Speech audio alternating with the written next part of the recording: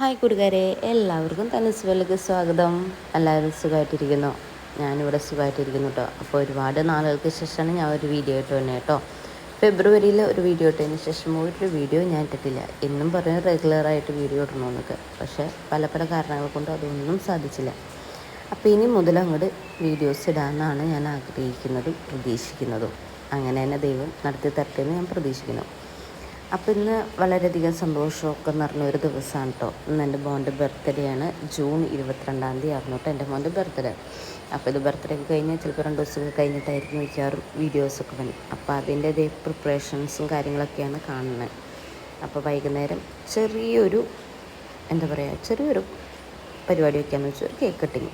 വേറെ കൂടുതൽ ആൾക്കാരൊന്നുമില്ല വീട്ടിൽ. നമ്മൾ കുറച്ച് പേര്, ഒരു 10-12 പേര് മാത്രമേ ഉണ്ടായുള്ളൂ കേട്ടോ. അപ്പോൾ ബിരിയാണി വെക്കാമെന്നാണ്. അതാവുമ്പോൾ പെട്ടെന്ന് പണിയും തരും.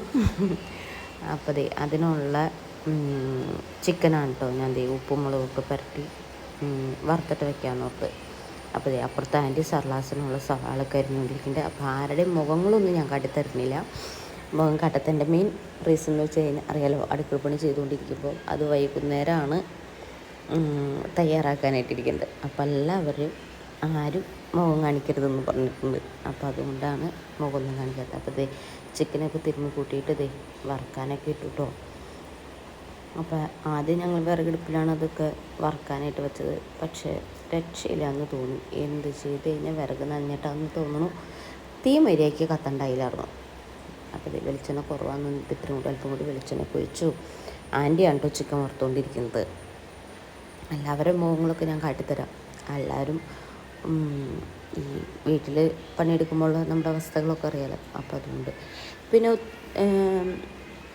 പിന്നെന്താ, നമ്മുടെ ജീവിതത്തിൽ നമ്മുടെ കൂടെ ആരൊക്കെ ഉണ്ടാവും ആരൊക്കെ ഉണ്ടാവില്ല എന്നൊക്കെ അറിയുന്ന ഒരു സന്ദർഭമാണല്ലേ നമ്മുടെ പ്രഗ്നൻസി ടൈമൊക്കെ. ഫസ്റ്റ് പ്രഗ്നൻസി ടൈമിലൊക്കെ നമ്മുടെ കൂടെ എല്ലാവരും ഉണ്ടാവും ഇല്ലേ.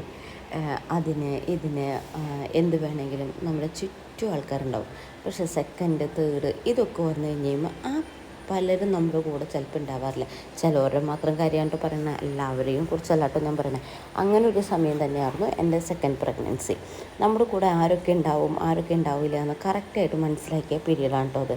പക്ഷേ വളരെയധികം ദുഃഖം നിറഞ്ഞതായിരുന്നു എൻ്റെ സെക്കൻഡ് പ്രഗ്നൻസി. എങ്കിലും ഞാനത് നല്ലവണ്ണം എൻജോയ് ചെയ്യണ്ടായിരുന്നു. എന്തെന്ന് വെച്ച് കഴിഞ്ഞാൽ എനിക്ക് കുറേ ഫ്രണ്ട്സ് ഉണ്ടായിരുന്നു. എന്നെ സന്തോഷിപ്പിക്കാൻ വേണ്ടി അവർ പലതും ചെയ്യുന്നുണ്ടായിരുന്നു. അവരുടെ ആത്മാർത്ഥത എന്തോരം ഉണ്ടെന്നുള്ളത് എനിക്ക് മനസ്സിലായി. പിന്നെ ഏറ്റവും പ്രധാനമായിട്ട് പറയുന്നത്, എൻ്റെ അമ്മ ആ സമയത്താണ് എൻ്റെ കൂടെ തന്നെ ഉണ്ടായത്. ഫസ്റ്റ് പ്രഗ്നൻസിയിൽ കൂടെ ഉണ്ടായെന്നല്ല, ഫസ്റ്റ് പ്രഗ്നൻസിയിൽ ഡെലിവറി ഒക്കെ കഴിഞ്ഞതിന് ശേഷം നമ്മളെ കുഞ്ഞിനെ അമ്മേനെ നോക്കാനായിട്ടൊക്കെ ഒരാളായിരുന്നു. പക്ഷെ രണ്ടാമത്തേന് ഡെലിവറി ഒക്കെ കഴിഞ്ഞ് കഴിഞ്ഞപ്പോൾ എൻ്റെ അമ്മ എൻ്റെ കൂടെ തന്നെ ഉണ്ടായിരുന്നു കേട്ടോ. അതാണ് എൻ്റെ ഏറ്റവും വലിയ സന്തോഷം. അന്ന് എൻ്റെ അമ്മ ജോലിക്ക് പോയിട്ടിരിക്കുകയായിരുന്നു. രണ്ടാമത്തേപ്പോഴേക്കും അമ്മ റിസൈൻ ചെയ്ത് എൻ്റെ കൂടെ തന്നെ ഉണ്ടായിരുന്നു. ആ സമയത്താണ് ഏറ്റവും കൂടുതൽ ഞാനും അമ്മയായിട്ടൊരു ബോണ്ടിങ് ഉണ്ടായെന്ന് തന്നെ വേണമെങ്കിൽ പറയാം. എൻ്റെ ചെറുപ്പം മുതലേ അമ്മ ഇങ്ങനെ ജോലിക്ക് പോകുന്നതാണ്. അപ്പോൾ ഇങ്ങനെ എന്തൊരു വിശേഷ ദിവസം ഉണ്ടായാലും എൻ്റെ അമ്മ ഞങ്ങളുടെ കൂടെ ഒന്നും ഉണ്ടാവാറില്ല. ഡ്യൂട്ടിയിലൊക്കെ ആയിരിക്കുള്ളൂ. പക്ഷേ ഈ സെക്കൻഡ് ഡെലിവറി ഒക്കെ കഴിഞ്ഞതിന് ശേഷം എന്ത് പരിപാടിക്കായാലും ആളെൻ്റെ കൂടെ ഉണ്ടാവും. പിന്നെ ഇപ്പോൾ ഒരു 1-1.5 കൊല്ലമായിട്ട് എൻ്റെ ബ്രദറിൻ്റെ കൂടെ പുറത്തായിരുന്നു. ഇപ്പം വീണ്ടും എൻ്റെ കൂടെ തന്നെ തിരിച്ചു കിട്ടും. അപ്പോൾ കഥകളൊക്കെ പറയുന്നത്, എൻ്റെ അടുക്കത് ചിക്കനൊക്കെ വറുത്ത് കഴിഞ്ഞു. അതിനുള്ളത് ഗ്രേവി ശരിയാക്കിക്കൊണ്ടിരിക്കുകയാണ്. സവാളക്കിട്ട് അതിലൊക്കെ ഇച്ചിരി ഉപ്പൊക്കെ ഇട്ട്. അപ്പോൾ അതിൻ്റെ ഇടയ്ക്ക് നമ്മൾ അടുപ്പൊക്കെ ഒന്ന് മാറിയിട്ടോ, ഗ്യാസ് അടുപ്പ് തന്നെ ശരണമാക്കി നമ്മൾ. അപ്പോൾ സവാളൊക്കെ ഒന്ന് വഴറ്റാനിട്ടു. അതൊക്കെ നമുക്കൊന്ന് ഗ്രേവി ആക്കിയിട്ട് ബിരിയാണിക്കുള്ള അരിയൊക്കെ നമുക്ക് ഒക്കെ വേണം കേട്ടോ.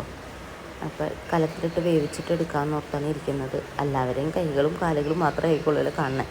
ഇവരൊക്കെ ഞാൻ നേരിട്ട് കാട്ടിത്തരാം കേട്ടോ. സുന്ദരികളൊക്കെ ആയിട്ട് സുന്ദരകുട്ടമ്മമാരായിട്ടൊക്കെ ഇരിക്കുന്ന വീഡിയോസൊക്കെ ഞാൻ കാട്ടിത്തരാം കേട്ടോ.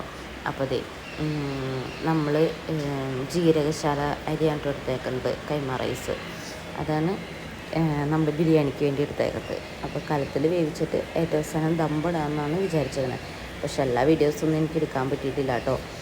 അപ്പോൾ ഇഞ്ചി, വെളുത്തുള്ളി, പച്ചമുളക് ഇതൊക്കെ മിക്സിയിലിട്ടൊന്ന് ക്രഷ് ചെയ്തെടുത്തതും വേപ്പിലയും ഒക്കെ ഇട്ടൊക്കെ ഒന്ന് വഴറ്റിക്കൊണ്ടിരിക്കുകയാണ്. ഇതിൻ്റെ ഇടയ്ക്ക് മോൻ വാശി പിടിക്കലും അവൻ്റെ അടുത്തേക്ക് ഓടണോട് കുറേ വീഡിയോസുകളൊക്കെ ഒന്നും എനിക്ക് കിട്ടിയിട്ടില്ല കേട്ടോ.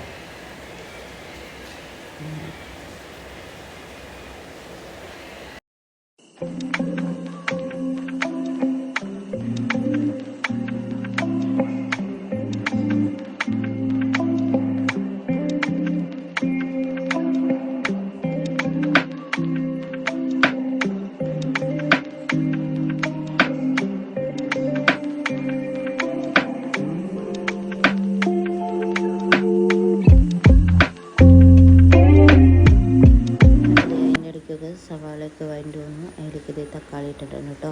അപ്പോൾ അതും കൂടെയൊക്കെ വഴറ്റി കഴിഞ്ഞ് കഴിയുമ്പോഴേക്കും നമുക്ക് പൊടികളൊക്കെ ചേർത്തിടാം. അങ്ങനെ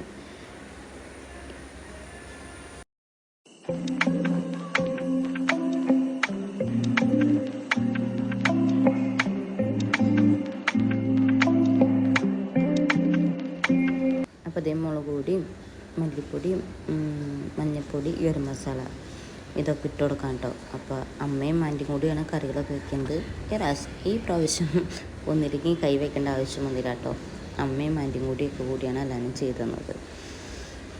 എന്താ പറയുക, നമുക്ക് ഒരാളില്ലെങ്കിൽ മറ്റൊരാളെ നമുക്കൊരു ഹെൽപ്പിന് ദൈവം തരുമെന്ന് നമ്മൾ പറയില്ലേ. നമ്മൾ ഒരാളെ തന്നെ മാത്രം നമ്മൾ ആശ്രയിച്ചിരുന്ന് കഴിഞ്ഞാൽ അത് വെറുതെ ആയിരിക്കുമല്ലോ.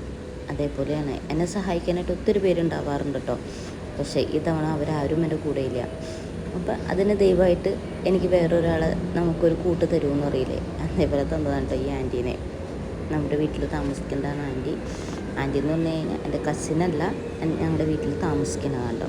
അപ്പോൾ അതിലേക്ക് ഗ്രേവി ആക്കാനായിട്ട് ഇത്തിരി ചൂടുവെള്ളമൊക്കെ ഒഴിച്ച് കൊടുക്കുന്നുണ്ട് കേട്ടോ. ഇനി നമുക്കതിലേക്ക് ചിക്കൻ വറുത്തതൊക്കെ അല്ലേ ഒരുപാട് ഫ്രൈ ചെയ്തുകൊണ്ട് എടുത്തിട്ടില്ല, ജസ്റ്റ് ഒന്ന് എന്താ പറയുക, ഒന്ന് വറുത്തെടുത്തു, ഒരുപാട് മുറുക്കാതെ. അപ്പോൾ അതിൽ ഒക്കെ ഒന്ന് സെറ്റാക്കിയിട്ട് ഒന്ന് അപ്പം ഒന്ന് തിളച്ചൊക്കെ വന്നിട്ടുണ്ട്. ഇനി അതിലേക്ക് നമുക്ക് ഇത്തിരി വേപ്പിലൊക്കെ ഇപ്പം അത് സെറ്റായി. ഇനി ബിരിയാണിയിലെ ബാക്കി പരിപാടികളൊന്നും കാട്ടാനായിട്ട് ഞാൻ മറന്നുപോയി.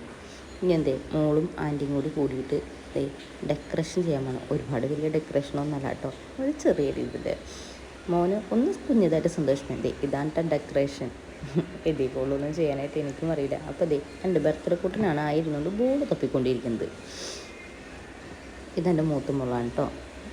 മോക്കയുടെ പേര് അൻസിയ, മോൻ്റെ പേര് അയ. ഇതൊക്കെ എൻ്റെ നാത്തുമാരുടെ മക്കളാണ് കേട്ടോ അവരൊക്കെ. അപ്പോൾ അവരും വീട്ടിലെ ഞങ്ങൾ അപ്പച്ചനും അമ്മച്ചും ഞങ്ങൾ ഇത്ര പേരുള്ളൂ കേട്ടോ. അപ്പോൾ ഇതായിരുന്നു കേട്ടോ കേക്ക്.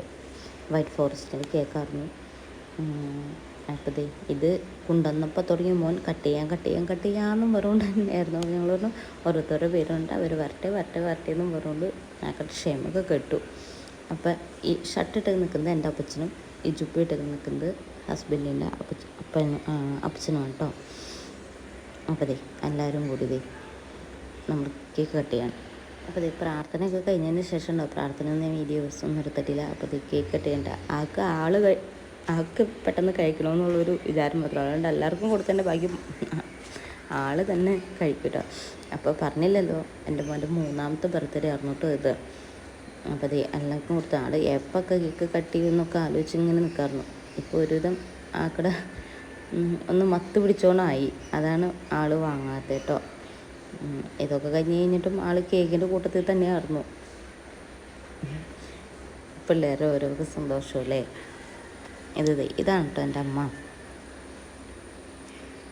ഇനി എല്ലാവർക്കും കേക്കൊക്കെ വിതരണം ചെയ്യാൻ കൊടുത്തിട്ടുണ്ടോ എല്ലാവർക്കും. അവനായിട്ട് കൊടുക്കുന്നൊന്നുമില്ല. അപ്പോൾ എൻ്റെ ബ്രദറും വൈഫും വിളിച്ചതാണ് കേട്ടോ, വീഡിയോ കോൾ ചെയ്യുന്നതാണ് കാണുന്നത്. അപ്പോൾ അവരോട് അവർക്ക് കേക്ക് കൊടുക്കലും ഉമ്മ കൊടുക്കലൊക്കെയാണുള്ള സീനാണ് ഈ കാണുന്നത്. അപ്പോൾ ഇത്ര